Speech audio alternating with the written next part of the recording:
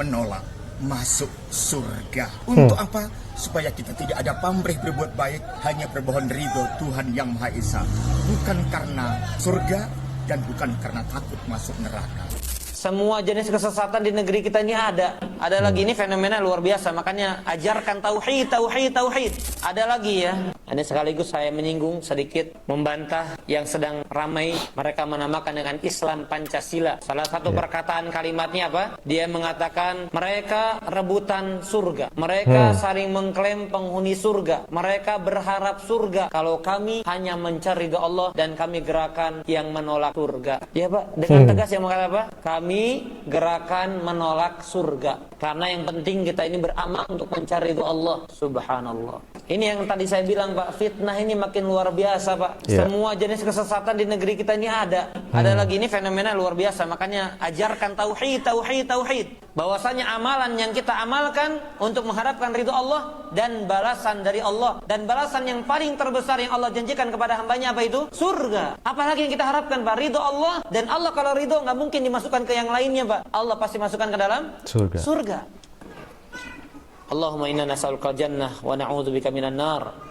Semoga semua kita Allah izinkan masuk ke dalam surga dengan rahmatnya. Amin. Dengan belas kasihnya dan Allah tidak pernah mencemplungkan kita ke dalam nerakanya. Allahumma amin ya rabbal alamin. Ya, memang di Indonesia nih banyak banget ya orang-orang yang berpemahaman menyimpang.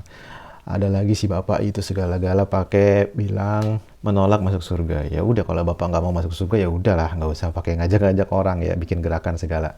Dan perlu kita ketahui juga bahwa sangat penting sekali kita memahami agama itu berdasarkan Al-Quran dan hadis dan sesuai dengan apa yang dipahami oleh para sahabat, karena mereka belajar langsung kepada Nabi Muhammad SAW. Nabi Muhammad SAW juga bersabda bahwa beliau itu meninggalkan dua perkara yang dimana jika umatnya berpegang kepada dua perkara itu maka tidak akan tersesat. Apakah dua perkara itu? Yaitu kitabullah dan sunnahku, kan kata dia. Jadi selama kita berpegang kepada Al-Quran dan hadis sesuai dengan pemahaman para sahabat, insya Allah kita nggak akan punya pikiran menyimpang kayak bapak itu tadi ya.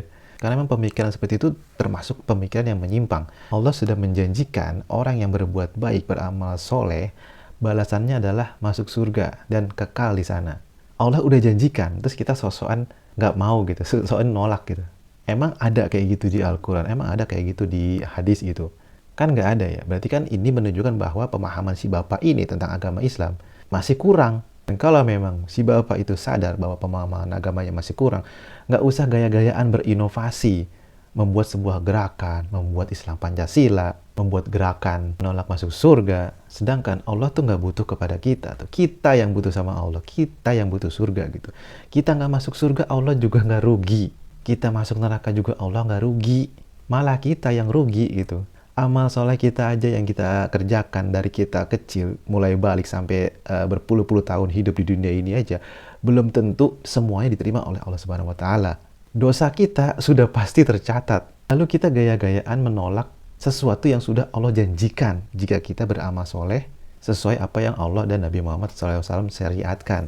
Sebenarnya kita manusia ini hidup itu mudah ya, tinggal ngikutin aturan apa yang ada di Al-Quran, apa yang diajarkan Nabi Muhammad SAW, kita tinggal jalanin aja. Nggak usah pakai berpikir lagi, harus ada gerakan baru, harus ada inovasi baru dalam beragama ini. Nggak perlu, kita tuh tinggal ngikutin doang.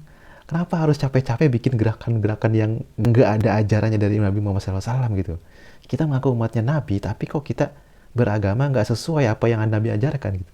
Berarti kalau gitu mendingan si bapak tadi bikin aja agama baru, agama Pancasila kayak atau apa kayak, nggak usah pakai bawa Islam, karena Islam nggak kayak gitu. Kan kalau kayak bapak tadi pemikirannya berarti kan sama aja seperti sombong ya, sombong banget ya. Allah udah ngejanjiin surga, dia sok-sokan nolak. Oke lah, bapak itu bilang kita beribadah berbuat baik harus tulus hanya mencari ridho Allah Subhanahu Wa Taala. Oke, malaikatnya mencatat itu, mencatat apa yang dia ucapkan, bahwa dia nggak mengharapkan surga.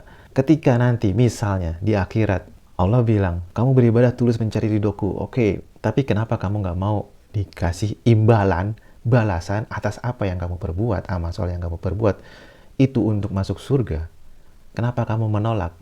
Ya udah, kalau gitu, kalau memang kamu menolak, silahkan masuk neraka. Kan gitu. Karena kan di akhirat cuma ada dua pilihan ya, masuk surga atau neraka. Kalau misalnya bapak itu menolak masuk surga, ya udah pilihannya masuk neraka. Dan kalau membayangkan neraka, bayangkan aja korek api disunut ke tangan kita nggak akan kuat. Itu aja kita nggak akan kuat ya.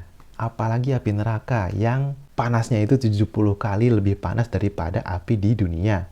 Dan siksa di neraka yang paling ringan, orang dipakaikan sendal dari api neraka, otaknya mendidih.